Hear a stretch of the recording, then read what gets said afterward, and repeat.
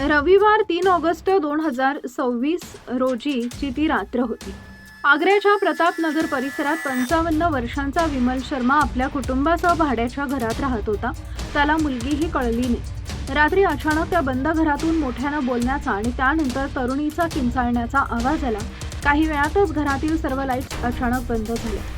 आजूबाजूच्या शेजाऱ्यांना कसली तरी अघटित प्रकार घडत असल्याचा संशय आला. त्यांनी त्वरित पोलिसांच्या आपत्कालीन 112 क्रमांकावर फोन करून माहिती दिली. पोलीस घटनास्थळी पोहोचले तेव्हा घरातील दृश्य पाहून अधिकारीही हादरले. 24 वर्षाची अंकिता शर्मा जमिनीवर बेशुद्ध अवस्थेत पडली होती आणि तिच्या मानेवर गळा आवळल्याच्या स्पष्ट खुणा होत्या. तिला तातडीनं रुग्णालयात नेण्यात आले, मात्र डॉक्टरांनी तिला मृत घोषित केले. पोलीस तपासात समोर आलेल्या माहितीनुसार मृत अंकिता ही उच्च शिक्षित होती आणि स्पर्धा परीक्षांची तयारी करत होती.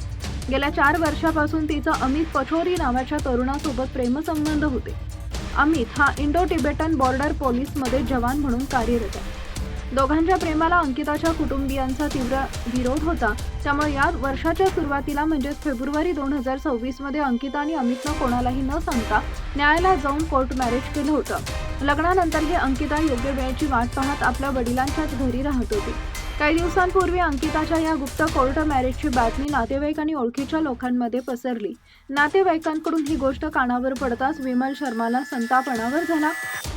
मुलीने मनाविरुद्ध लग्न करून समाजात आमची मान खाली घातली, या विचारानं घरात सातत्यानं वाद सुरू झाले.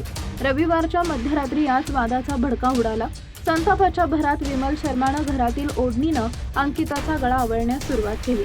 अंकितानं स्वतःचा जीव वाचवण्यासाठी खूप धडपड केली, मात्र नराधम बापाच्या क्रूरतेपुढे तिचे प्रयत्न तोकडे पडले. घटनेनंतर पोलिसांनी अंकिताचा मृतदेह ताब्यात घेऊन उत्तरीय तपासणीसाठी पाठवला. आरोपी बाप विमल शर्मा याला पोलिसांनी घटनास्थळावरूनच ताब्यात घेतले.